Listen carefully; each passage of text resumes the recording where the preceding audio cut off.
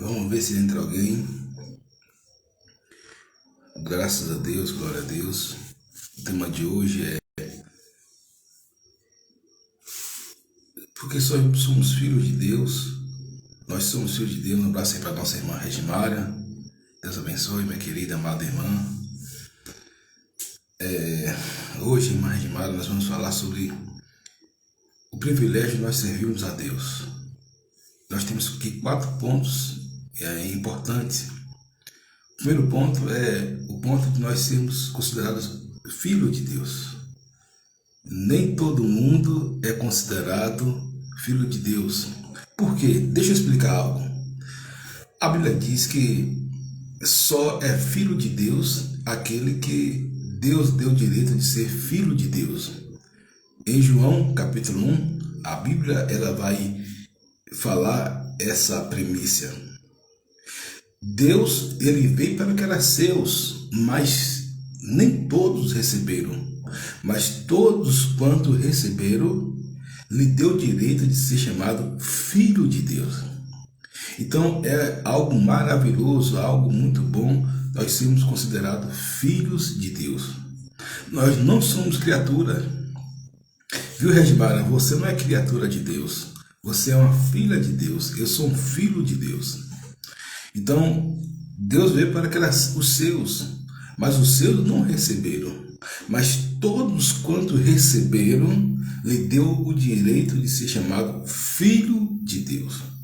É a primeira premissa, é a primeira revelação após a ressurreição de Jesus Cristo. Então Jesus ele morreu com um propósito, Jesus morreu com um significado, Jesus morreu com um objetivo. E o objetivo maior de Jesus foi nos resgatar de nossos pecados. Alguém um dia falou para mim, olha, eu não pequei não. Eu falei, mas a Bíblia diz que todos pecaram e estão destituídos da glória de Deus.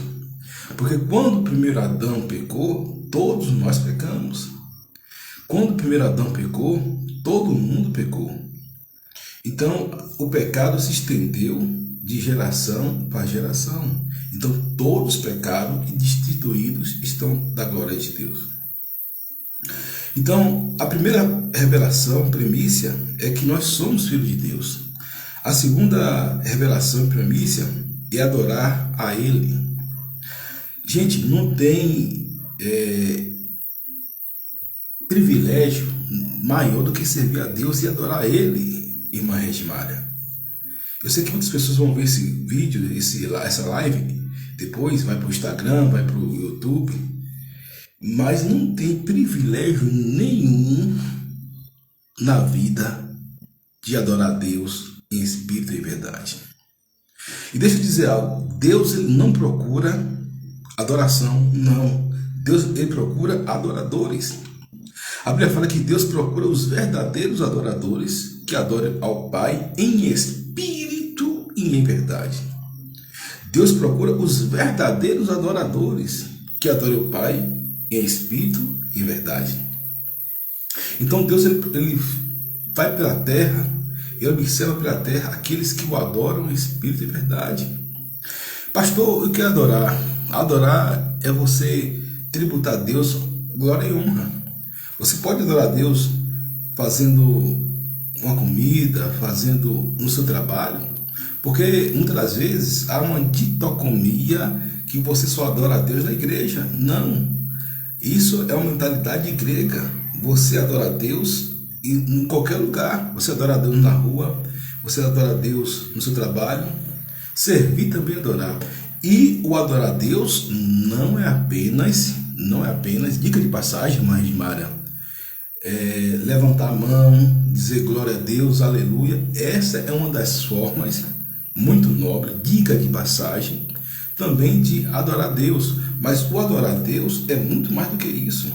O adorar a Deus é seu estilo de vida. Adoração não é o que você faz, adoração é aquilo que você é. Adoração não é aquilo que você diz, adoração é aquilo que você é, adoração não é aquilo que você fala, adoração é aquilo que você é na sua essência com Deus. Então, a Bíblia ela é clara que Deus ele procura os verdadeiros adoradores, que adoram o Pai em espírito e em verdade. Você pode entrar no seu quarto, você pode entrar na sua sala, você pode adorar Deus no banheiro, na cozinha, não importa. Você pode adorar Deus em qualquer lugar, porque Deus ele está em qualquer lugar. E Deus ele quer receber a sua adoração. Quer ver uma coisa? Deus ele quer receber a sua adoração a despeito de qualquer coisa. Ou seja, quando um filho chega para o pai e fala: pai, eu te amo, o Senhor é uma bênção na minha vida, o pai vai se alegrar, o pai vai ficar muito feliz. Claro que nós devemos pedir a Deus, devemos sim, mas devemos também sempre agradecer, porque a gratidão é por aquilo que Deus é.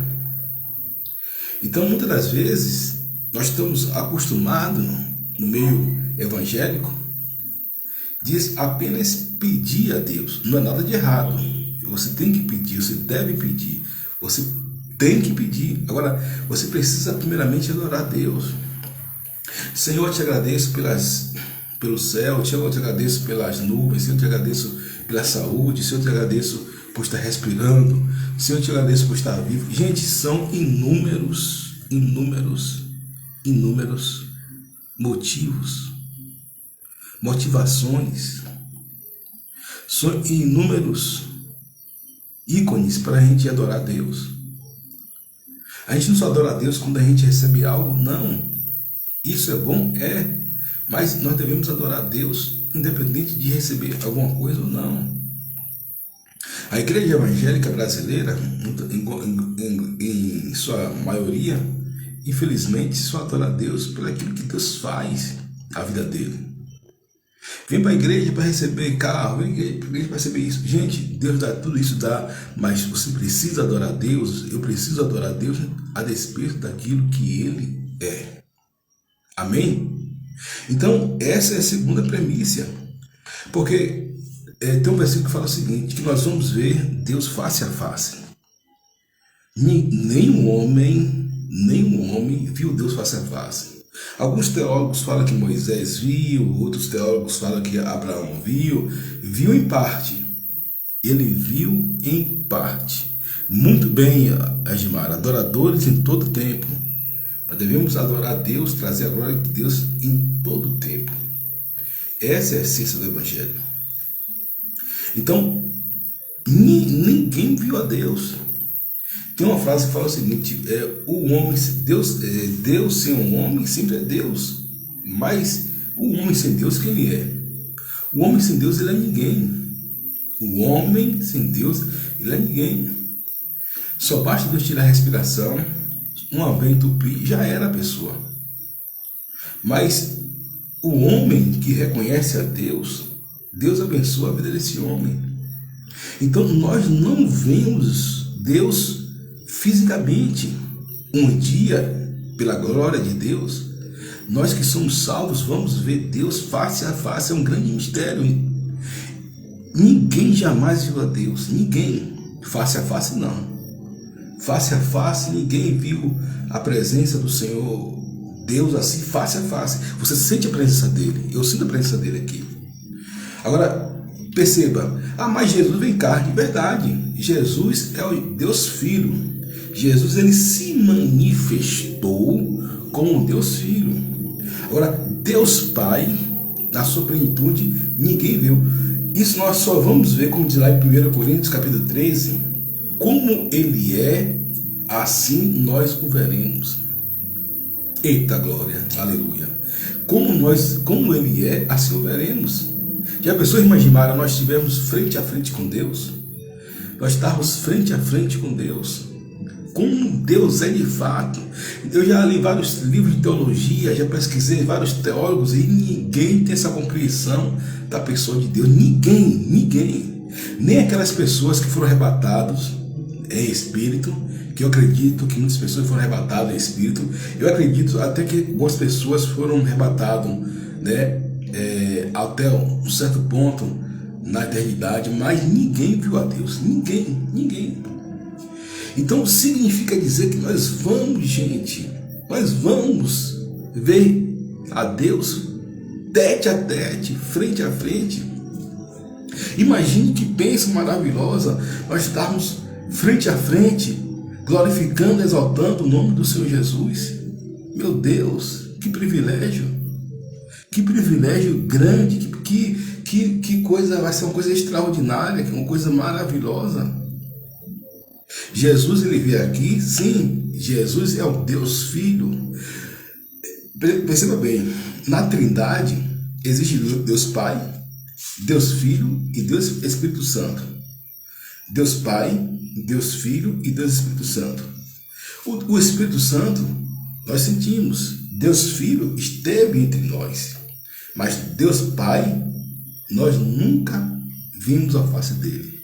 Ninguém sabe como é de fato Deus.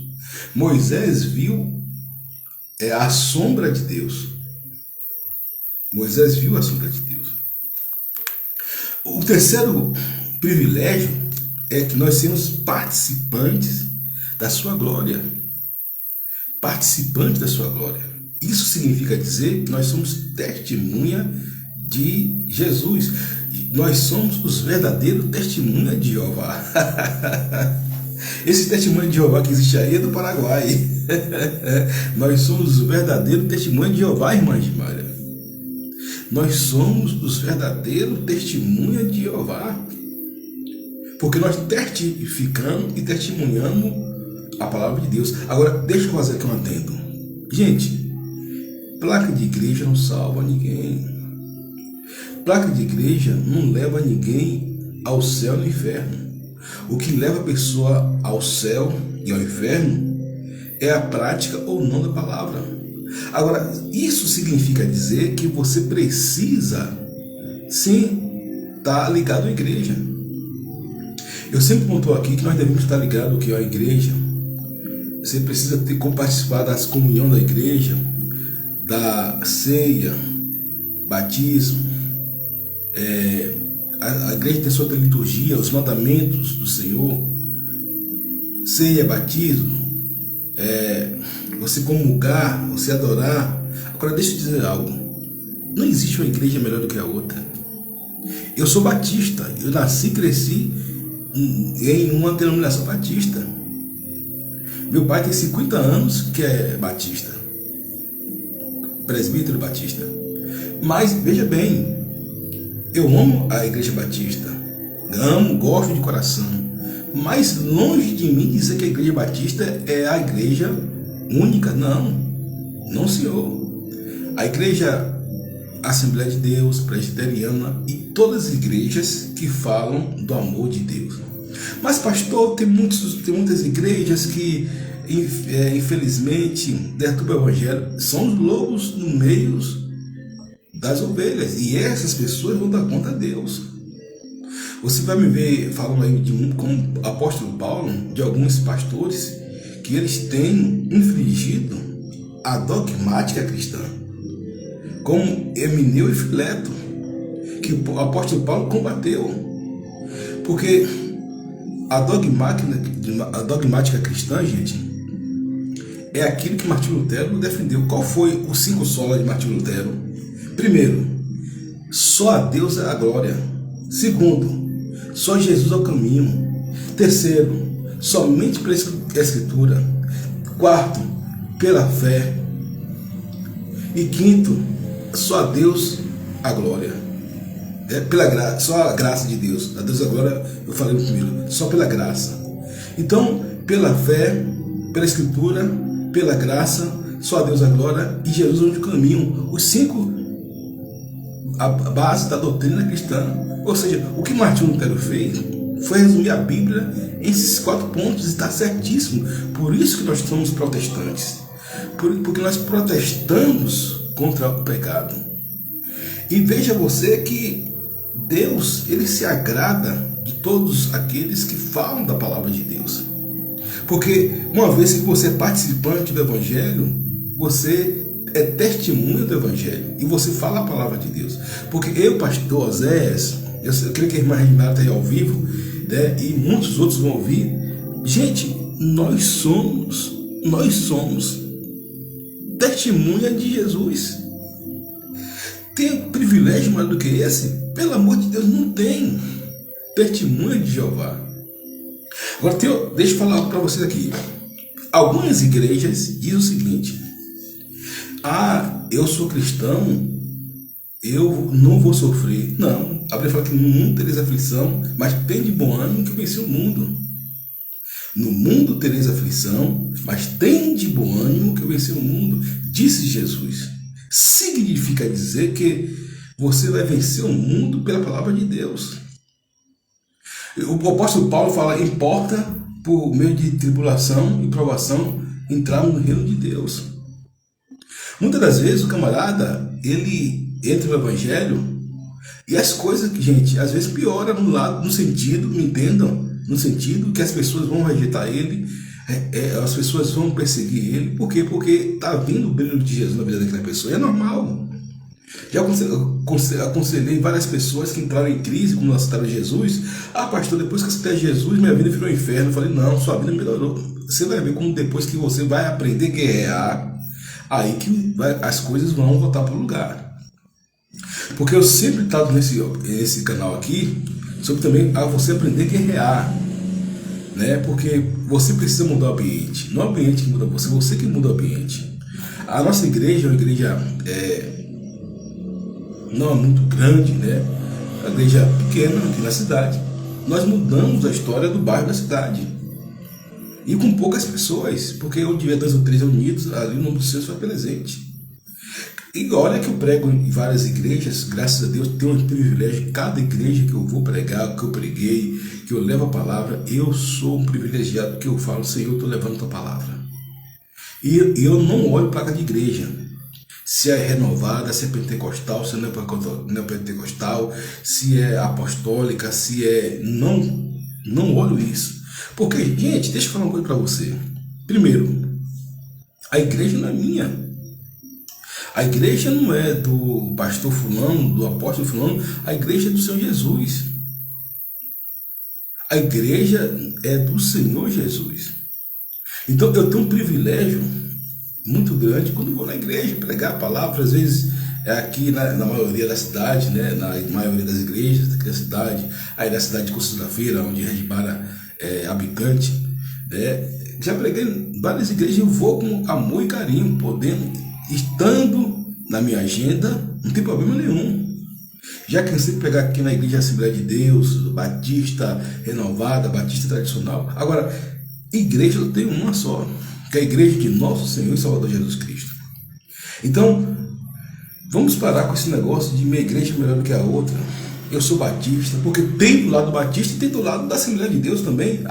É do exemplo. Eu tenho crente batista que não gosta da Assembleia de Deus e crente da Assembleia de Deus que não gosta de batista, e isso pode existir no nosso meio. Nós não somos uma concorrência, não um time adversário, nós fazemos parte do mesmo time. Agora, muito bem, deixa eu fazer outra observação. Quando eu falo de doutrina, eu falo de conceitos que são inalienáveis na palavra de Deus. Doutrina e dogmas.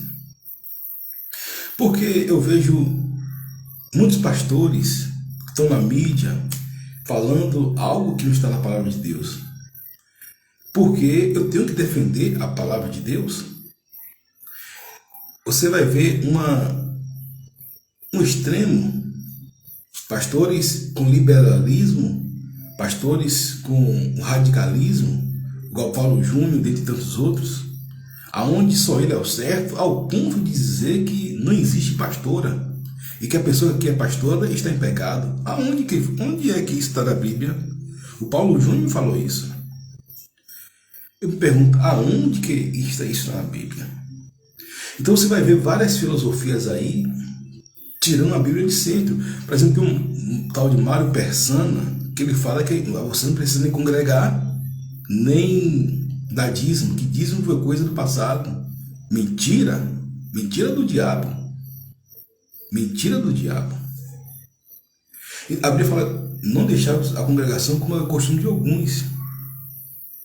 Então você vai ver alguns pastores na mídia, né? Então, tem Antônio Carlos Costa também, que fala muitas coisas que está de encontro com a Bíblia, sobretudo do liberalismo. A gente precisa ter cuidado, porque a palavra de Deus que permanece para sempre.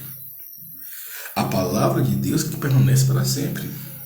A Bíblia fala que todas as coisas passarão, mas a palavra de Deus, ela permanece para sempre. Então, não se deixe se levar por essas doutrinas.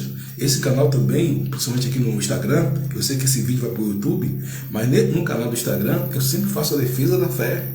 Coloco sempre os pontos. Redimar aqui minha testemunha, que está aqui ao vivo, e sempre eu coloco aqui alguns conceitos da fé, para que as pessoas não venham ser roubadas da fé. E hoje em dia o evangelho entre as pessoas, mas as pessoas elas não querem mudar. As pessoas não querem mudar. Hoje em dia tem muitos artistas, cantores, famosos, que dizem eles que aceitaram Jesus e continuam em obras mortas. Ah, mas Deus faz a obra assim. A Bíblia fala o seguinte: venha como está, mas não permaneça como está. Então significa dizer que essas pessoas precisam ter uma mudança radical, como teve o irmão Lázaro. O irmão Lázaro se converteu, aquele dali largou tudo para servir Jesus. Tudo para servir Jesus. E é que muitos artistas precisam fazer hoje. Hoje nós temos um exemplo aí do Wesley Safadão, que se diz cristão, mas de crente não tem nada, né? Que foi motivo hoje de uma aberração, botando a sua própria filha para dançar músicas mundanas e indecentes e imorais. E é tanto que o vídeo, o feed do Instagram dele que teve que ser tirado. Imagine aonde nós estamos e vamos chegar. O quarto propósito é de nós sermos servos de Deus. Sermos servos. Gente, o que é servir? Servir é você fazer o trabalho que Deus quer que você faça. Pastor, eu sirvo dando a ceia também. Eu sirvo sendo um porteiro da igreja também. Eu sirvo como presbítero também, como diácono também. Mas todo cristão, ele tem que servir ao reino. Como é que você serve? Amando. Qual o principal mandamento do Senhor? Qual a principal lei de Deus? Amar a Deus sobre todas as coisas e ao próximo como a si mesmo. Ama a Deus sobre todas as coisas e ao próximo como a si mesmo. Significa dizer que quando eu amo, eu sou quando eu amo. Sou de Deus quando eu amo. Jesus falou: conhecereis que sois meu discípulo quando amardes uns aos outros. Eu não vou ser conhecido como discípulo de Jesus se eu falar 1 hora em línguas. Eu não vou ser conhecido como discípulo de Jesus se ficar no monte a semana toda. Eu não vou ser conhecido como discípulo de Jesus se todo o dia eu acordar de madrugada. Não, isso é bom, é ótimo.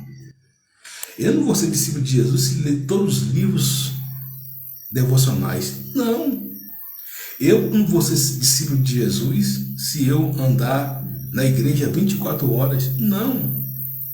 Eu vou ser discípulo de Jesus quando eu amar o meu próximo.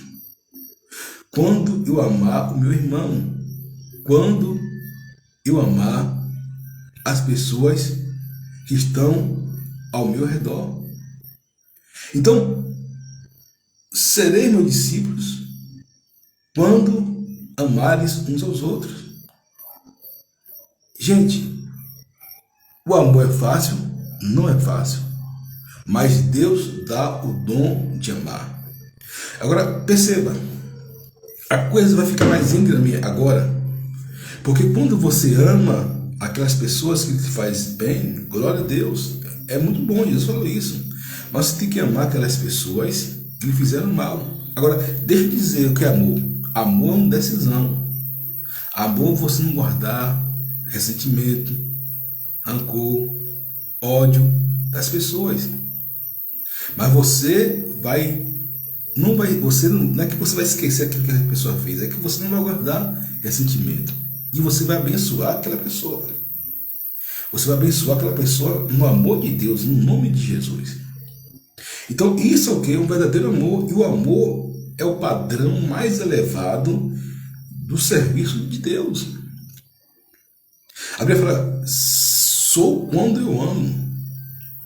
Sou meu discípulo como amardes um ao outro.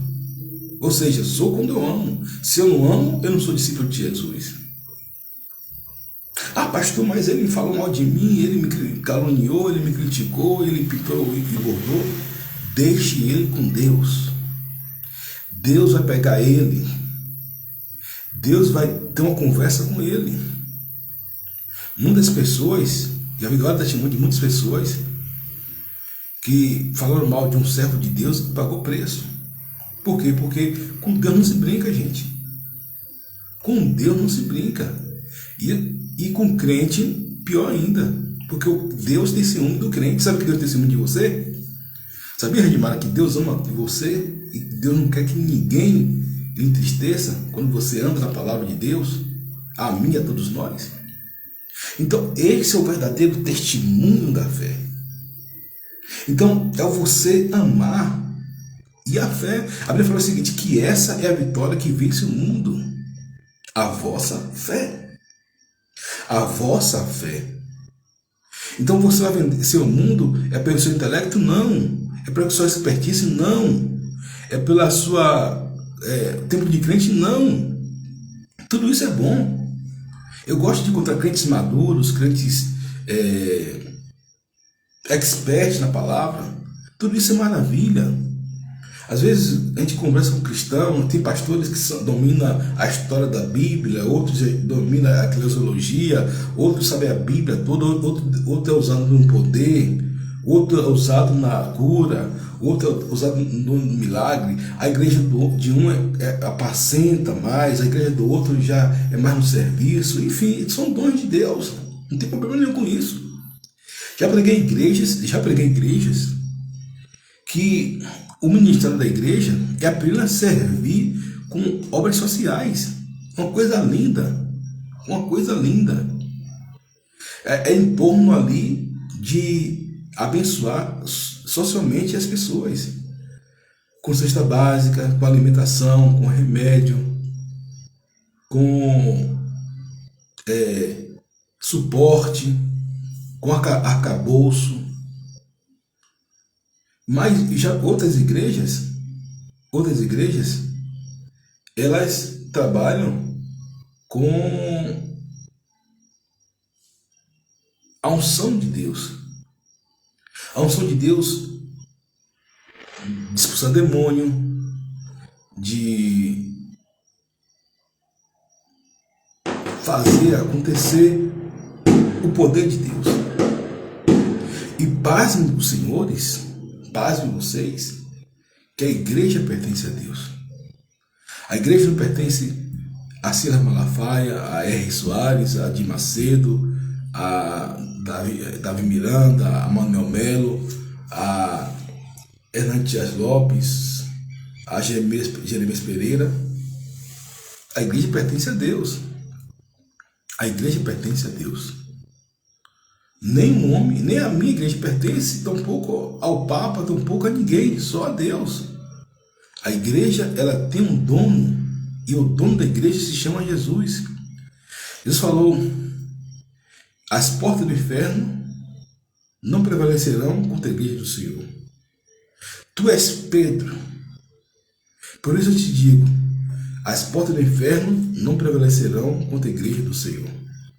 Então, Deus, Ele quer que eu e você possamos estar firmes e fortes no propósito de testemunhar a palavra de Deus. Testemunhar aquilo que Deus fez na cruz do Calvário. O primeiro Adão, ele errou, ele pecou. Mas o segundo Adão, na pessoa de nosso Senhor e Salvador Jesus Cristo, ele foi perfeito, ele foi completo. Não houve nada que manchasse a conduta de Jesus. Jesus não pecou. Jesus não teve um pecado. Todos os homens aqui da terra pecaram. Todos os homens, de Adão até a última criança que vai vai nascer, são pecadores. Mas teve um, aleluia, louvado seja o nome do Senhor Jesus, que não pecou, que foi Jesus, o qual nós estamos firmados a nossa fé, firmados os nossos preceitos, conceitos, dogmas, e a Ele toda a honra, toda a glória. Esse foi quem morreu por nós na cruz do Calvário. É a Ele que nós devemos seguir. Muitas pessoas me perguntam, pastor, como é que eu devo agir nesse mundo de catástrofe, disso, daquilo, guerras, não sei o que, e tudo mais, epidemias. Eu falo, olhe para Jesus, que é o autor e consumador da sua fé. Olhe para Jesus, que é o autor e consumador da sua fé. Gente, quando você tira os olhos de Jesus, você afunda. Foi o que aconteceu com Pedro. Pedro tirou os olhos de Jesus e começou a afundar. Mas depois que ele começou a olhar para Jesus, ele começou a flutuar, a andar em pastos verdejantes. Foi o que aconteceu com Moisés. Moisés olhou para si mesmo. Moisés olhou para si mesmo. Mas quando ele começou a olhar para Deus, Deus começou a fazer grandes coisas na vida dele. Deus começou a levantar esse homem de uma maneira maravilhosa. E Moisés se tornou um dos maiores homens de Deus de todos os tempos. Gente, o testemunho que Deus dá de Moisés é coisa assim maravilhosa, de estarrecer, no bom sentido. O testemunho que Deus dá de Abraão, Abraão é meu amigo. Moisés tinha tanta intimidade com Deus, mas tanta intimidade com Deus, que Moisés era conselheiro de Deus. Imagine. Pastor, heresia? Não é heresia não. Não é heresia não. Deus falou, eu vou destruir o povo. Moisés falou, você não vai destruir o povo nenhum, Deus. O Senhor não vai destruir ninguém aqui. Deus falou, eu vou destruir o povo, Moisés. Moisés falou, você não vai destruir ninguém aqui, Deus. Ela imagine, está escrito na Bíblia, lá em Êxodo. Deus conversou com Moisés, não, Moisés, eu vou fazer de você uma grande nação. Moisés falou, negativo. Eu quero que o Senhor preserve o povo, para que depois as nações não saiam dizendo que o Senhor se arrependeu de fazer o povo de Israel. Aí Deus acatou o conselho de Moisés. Não é que Moisés ganhou a conversa para Deus, é que eles eram tão amigos, tão íntimos, tão assim, um relacionamento de Deus e servo de altíssimo nível, que Deus acatou, por exemplo, o conselho de Moisés. Deus acatou o conselho de Moisés. Meu Deus! E quer ver outra coisa também que me chama muita atenção na Bíblia? É como Abraão. Deus falou, Abraão é meu amigo. Deus falou, Abraão é meu amigo. Deus deu testemunho de Abraão e falou, Abraão, ele é meu amigo. Então, gente, deixa eu dizer algo para você. Deus, ele tem algo maravilhoso para fazer na sua vida. Deus tem algo maravilhoso para fazer na minha vida. Deus tem algo maravilhoso para fazer em nossas vidas. Basta-nos estarmos firmes e fortes no propósito do Senhor. Basta-nos estarmos conectados na presença do Senhor. Porque Deus vai fazer maravilhas no meio de nós. Gente, e da mesma coisa, a luz da nossa rua estava queimada. E o vizinho chegou, porque a rua está queimada, começou a murmurar. Eu falei, olha, se eu sou homem de Deus, seja lá quem for, a Coelba ou a prefeitura vai trocar essa lâmpada. Gente, menos de um mês, a lâmpada foi trocada, a peça toda. Eu falei, meu Deus, graças a Deus. Glória a Deus que nossa palavra tem poder. Agora, nem tudo Deus vai responder de imediato. Deus quer perseverança, persistência e paciência. Perseverança, persistência e paciência. Deus quer que você, eu, tenhamos persistência, perseverança e paciência, para que possamos galgar os nossos objetivos em Cristo Jesus, para que possamos galgar os nossos preceitos em Cristo Jesus. Então, significa dizer que Deus ama você? Ama. Deus quer seu bem? Quer. Agora, há uma relação de você buscar Deus e Deus buscar você. Achegai-vos a Deus e Ele achegará a vós outros. Você não fica igual uma estátua diante de Deus. Por exemplo, eu particularmente, antes de pregar, antes de dar um estudo, antes de fazer algo, eu oro. E lá no quarto, eu choro, eu derramo lágrimas. Mas já no púlpito, é difícil você me ver derramar lágrima. Não é que eu estou contra aqueles que derramam lágrima no púlpito. Não, é porque eu já derramo lágrima antes. Porque muitas vezes a pessoa vai dizer, não, pastor fulano é frio, pastor fulano é seco. Não, eu derramo lágrimas no meu quarto. E quando eu prego a palavra de Deus, no púlpito, ou em outro lugar, como aqui, eu estou tomado pela glória de Deus. E muitas das vezes eu choro. Quando você vai ver vários vídeos aí, a Redmara está acompanhando aqui, e você pode ver vários vídeos meus que eu choro na live. Por quê? Porque é a presença de Deus. Agora, deixa eu te dizer algo. Deus, Ele responde à fé. Deus, Ele tem algo para fazer na sua vida. Mas Deus, Ele não responde nada a não ser a fé. Porque a fé, gente, é a certeza das coisas que não se espera e a prova das coisas que não se vê.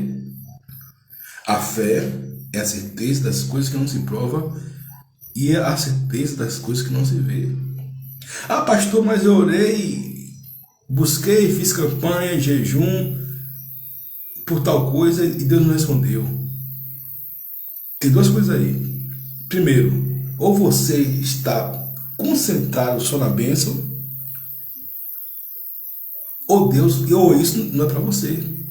Porque muitas das vezes a pessoa pede algo que não é do agrado de Deus. Muitas pessoas pedem algo que não é do agrado de Deus. Por exemplo, tem gente que pede para ser presidente da República dos Estados Unidos, um brasileiro, e gente, isso é impossível. Tem gente que pede para ser presidente da ONU, não tem cabimento, são pedidos esdrúxulos. Tem gente que pede para ser, esdrúxulo, bizarro, mas tem gente, inclusive cristão e teólogos, que pedem para ser o Papa, para estar no lugar do Papa. É absurdo, mas teve um pastor mesmo que causou um rebuliço terrível, de uma igreja grande, que ele foi no Vaticano. É muito bem, Redmara. Nem sempre a gente pede para o nosso bem. Exatamente, Redmara, muito bem. Nem tudo que você pede é para o seu bem. A Bíblia fala que há caminhos que para o homem parecem certos, mas o seu final é o caminho de morte. Há caminhos que para o homem parecem certos, mas o seu final é caminho de morte. E por isso Deus não atende. Exatamente. Por exemplo, Redmara tem Rihanna. Não é tudo que Rihanna pede que Redmara vai dar. Não é tudo que meu sobrinho pede que os pais dele vão dar. Por exemplo, se o seu filho pedir uma faca, você não vai dar uma faca. Então, por quê? Porque eles não têm habilidade para tudo, para aquilo ali. Compreende? Então, nem tudo, a Redmara tem uma noção bem ainda que tem uma filha pequena tal, e ela sabe disso. Não é tudo que o filho pede, que por mais que o pai ame o filho, olha isso aqui, por mais que o pai ame o filho, nem tudo que o pai pede, o filho pede melhor, o pai vai dar, gente. E tem gente que se revolta com Deus. Eu estou revoltadinho com Deus. Eu estou indignado com Deus. Já vi crente falar isso para mim. Eu estou indignado com Deus porque eu pedi a Deus e Deus não me atendeu. Eu falo, meu Deus do céu, meu Deus do céu. Que tolice, meu Deus do céu. Que tolice. Porque não conhece. Porque Deus sabe o melhor para a pessoa. Deus não dá, gente, não é porque Deus é ruim, não. É porque Deus conhece o melhor para a pessoa. Deus quer que a vontade dele seja manifesta na vida das pessoas. Isso significa dizer que a vontade de Deus ela tem três propósitos. Ela é boa, ela é perfeita e agradável. Boa, perfeita e agradável, né? Por isso, gente, que o melhor lugar é estar na vontade de Deus. O melhor lugar é você estar no centro da vontade de Deus. O melhor lugar não é você estar no centro da sua vontade, nem da vontade de A, de B ou de C, mas no centro da vontade de Deus. O melhor lugar é você estar no centro da vontade de Deus.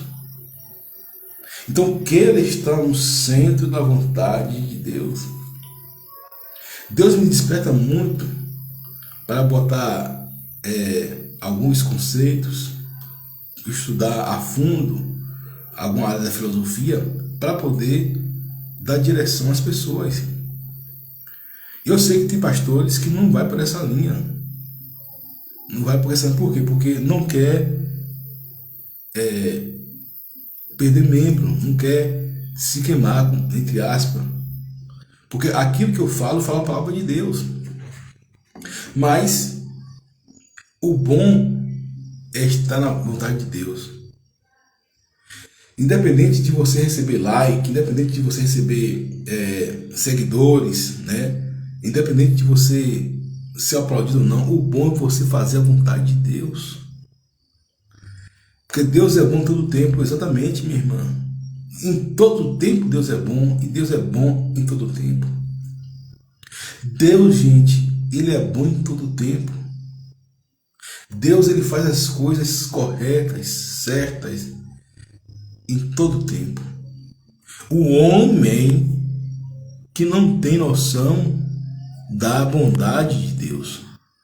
O homem não tem noção do amor de Deus.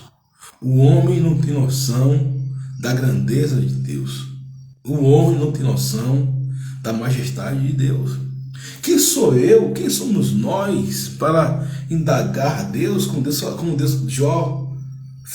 para Jó, aquelas perguntas, 42 perguntas a Jó. Jó, onde tu estavas como eu fiz as cabras montenses, aonde coloquei limite no mar, aonde eu formei a montanha, aonde eu formei os animais aéreos, os animais terrestres, os animais que estão embaixo da terra, onde você estava, Jó, quando eu fiz o mundo? E Jó era um homem íntegro e reto, mas Jó ele queria saber o propósito de Deus, daquilo que não era para ele saber. Ele queria saber algo de Deus que não competia a ele, não competia a ele. E Deus deu uma resposta a Jó, porque Deus ele criou tudo. Deus ele criou o céu, a terra e o mar, e tudo que neles há. Porque, gente, veja só, quem cria tem domínio sobre a criatura. Por exemplo, Henry Ford criou o quê? O carro. Ele sabe onde tudo funciona do carro. A moto, o cara que criou a moto, o Honda, ele sabe tudo sobre moto. O cara que criou a televisão sabe tudo sobre televisão. Quem criou o celular sabe tudo sobre o celular. E isso é apenas um resumo, uma síntese bem simples para resumir daquilo que Deus conhece da gente. Porque Deus criou a mim e a você. Deus ele criou o ser humano. Deus ele criou a nossa psique, o nosso emocional. Deus ele criou tudo. E ele sabe como de fato nós funcionamos. Ele sabe de fato como nós somos impulsionados. Ele conhece todos os nossos segredos. Ele conhece todos os nossos anseios. Ele conhece todos os nossos percalços e nossa história. E por isso, a gente não pode chegar para Deus e dar uma ordem para Deus, não. A gente tem que acatar aquilo que Deus tem para a gente. Ah, mas Moisés, pastor, o senhor falou que Moisés... um abraço aí ao nosso irmão Ezequiel, tudo bem. O senhor falou que Moisés, ele deu ordem a Deus. Verdade, Moisés deu uma ordem para Deus, mas a intimidade de Moisés com Deus era tanta que nenhum homem vai ter. Moisés conhecia profundamente a Deus. É algo incrível, algo incrível.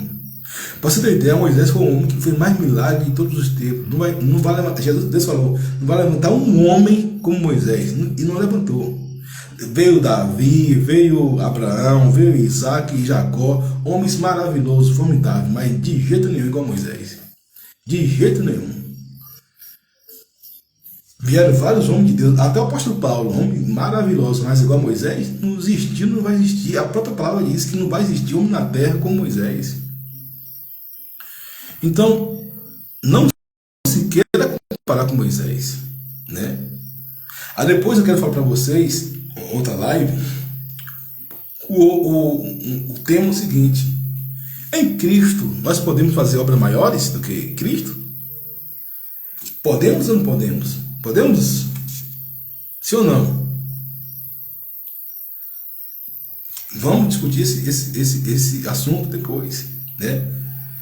Regimara, Ezequiel, está aqui, um abraço aí, pastor Rony. Então, nós vamos discutir isso. Então, gente, fechando aqui o assunto, para nós terminarmos a nossa live. Então, todo sábado eu vou procurar fazer uma live. Anote aí na sua agenda, Regimara, Ezequiel, espalha aí no grupo, que toda sábado eu vou procurar fazer uma live, né, praticamente às 18 horas. Né? Nós somos filhos de Deus, número 1. O segundo conceito, adoração a Deus. Terceiro conceito, participante da sua glória. E quarto conceito, servo. É por isso que eu falo, eu sou um simples servo, nada mais. Nada para mim é tão mais maravilhoso do que isso. Às vezes a pessoa briga na igreja por cargo, para pregar. Gente, eu vim de igreja, eu nasci na igreja Batista Betão, segunda-feira, e já rodei várias igrejas por aí fora, eu sei que é isso. Eu faço parte da linha de frente, do corpo ministerial. Crente que briga para pregar, briga para ter cargo de igreja, mas ninguém briga para orar, ninguém briga para jejuar, ninguém quer subir monte, ninguém quer se santificar. Eu sei que é isso. Então, e esse é o propósito. Então, o propósito da igreja é nós sermos filhos de Deus, ser adorador de Jesus Cristo, ser participante da sua glória e sermos servo de Deus. Gente, não existe privilégio maior do que esse, nós sermos servos de Deus. Meu Deus do céu. A coisa aqui é coisa maravilhosa, coisa sublime. Mas eu tenho que terminar a live porque causa do tempo. Mas daqui aos próximos sábados, nesse mesmo horário, nós estaremos de volta. Deus abençoe aí a nossa irmã Regimara, nosso irmão Ezequiel, e compromisso marcado para o próximo sábado. Deus abençoe a todos vocês e não esqueça que vocês são filhos e servos de Deus. Amém? Graças a Deus. Um forte abraço e até mais.